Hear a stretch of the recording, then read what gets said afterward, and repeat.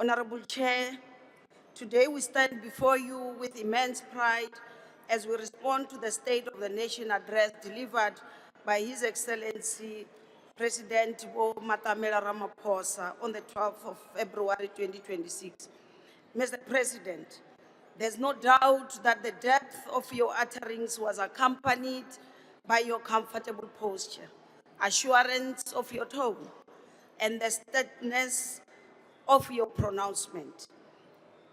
As it is custom in our province, especially towards the festive season, we pray for rain so that it waters the land to give us harvest at the appropriate time.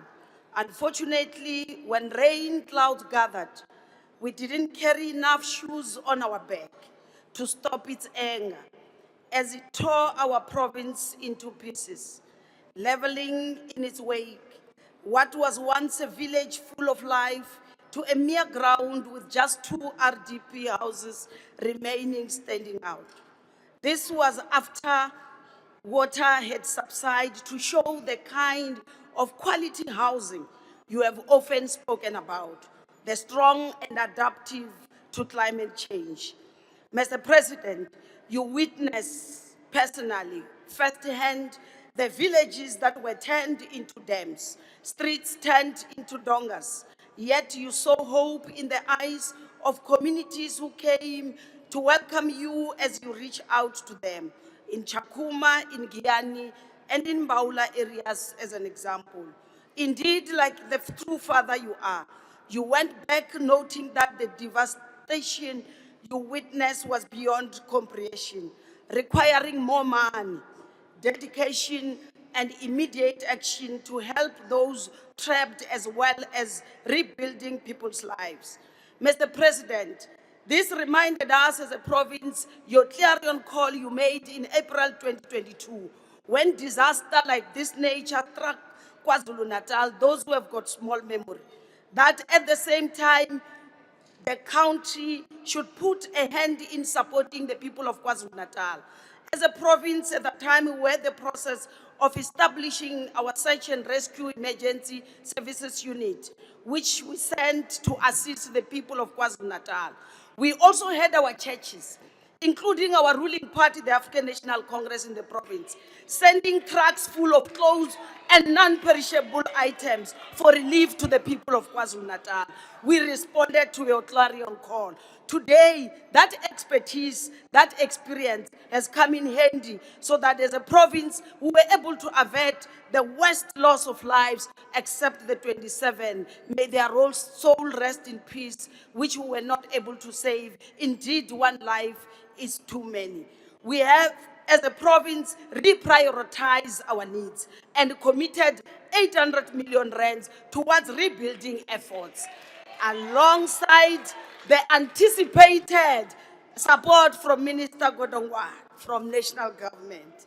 We recognize that the journey requires more than just physical reconstruction. It demands community healing. It demands restoration of hope. Limpopo lies in ruins, but we shall build the walls. We shall restore the dignity.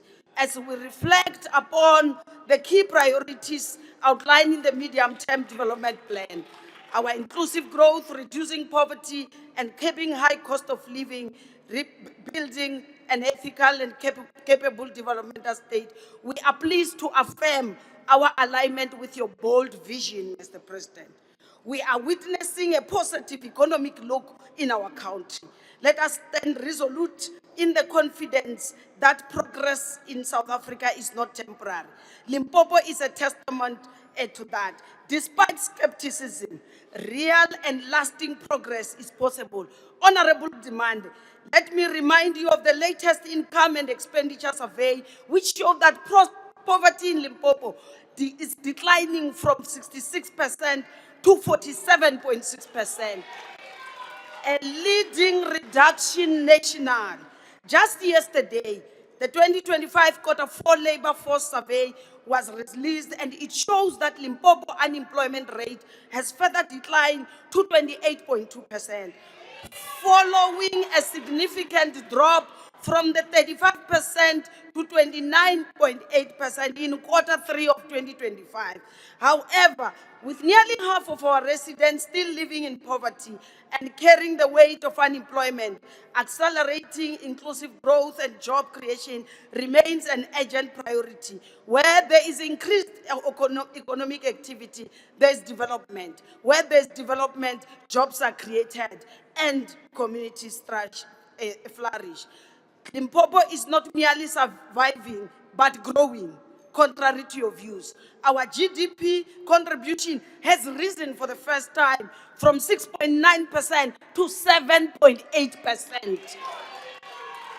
Numbers don't lie. This is statistics. This growth demonstrates tangible economic activity, transforming the lives of our people. We are shifting towards becoming an urbanized rural region where development is felt in the most distant villages. This is not an accident, Mr. President, but a result of your deliberate planning and action, which we would like to see drop even to below 20% by 2030. While we are registering progress, we must also indicate that we are not happy with the small pace. The current situation, which we saw 2 days ago, where many young people from all over the county queuing for SANDF site in Toyando to submit their CV. It's a wake up to all of us that you have deployed with responsibility to turn the lives of our people. Honorable Chair, we are aware of the challenges that persist, especially to ensure consistent water supply. In response, we have established what we call the Premier's War Room on Water. In the Mupani district, the popular Gyan, out of those 20 villages, we are left with 5 to complete the project, and they will be having running water. Similarly, structures have been established in Capricorn, Mupani, and Vembe districts. We want to applaud your insistence, Mr. President, on infrastructure investment as the bedrock of economic growth. Initiatives such as rollout of solar smart technology in the rural villages. Yes, indeed, Minister Ramathuba came on your behalf and switch on the lights at Madimbo village, bridging the digital divide, providing our children with access to modern technology and educational resources. Last year, we shared a positive story with you on public-private partnership. But today, we are constructing Steelport Bridge in Sekhukhune. Today, as we speak, we are waiting for Minister Mantashe to join us as we cut the ribbon because the bridge is completed. As government, we spend 10% and the mine spend 90%. While waiting to cut that ribbon, we have also signed last week on the sideline of the mining in Ndaba another agreement to construct D212 in Sekhukhune district, because we believe that true development is achieved through partnership and unity. Mr. President, we want to applaud you on your bold pronouncement that you are going to revitalize George Mukari Hospital. This will be the third since 1994 an academic hospital to be built. Let's remind honorable members in this corner. The first one was built by President Mandela, which is Chief Albert Luthuli. The second one, which is at 40% completion, is the one that you pronounce in this August House, which is Limpopo Academic Hospital, built by you. The third one will also be built by you. It will happen because you are not a man of promises, but a man of commitments, and you deliver on your commitments. Mr. President, when we established the medical school at the University of Limpopo some few years ago, many people says of our dead body, I'm surprised they are still breathing oxygen. Why are they not dead? It was meant to bring a pool of specialists, surgeons, to get back to the province. I must tell you, Mr. President, they are back in the province. Just 2 weeks ago, we delivered 2 conjoined twins. Prof. Chiflaro, a first black pediatric surgeon, he's leading the team. We are going to write history under your leadership when the conjoined twins will be separated in a rural hospital called Limpopo under your leadership. Miloro yabo iyawedza singo. So, Mr. President, we also would want to commend you for your unwavering commitment Honorable on the Premier, your Limpopo time is now expired. Thank you. high-speed rail project.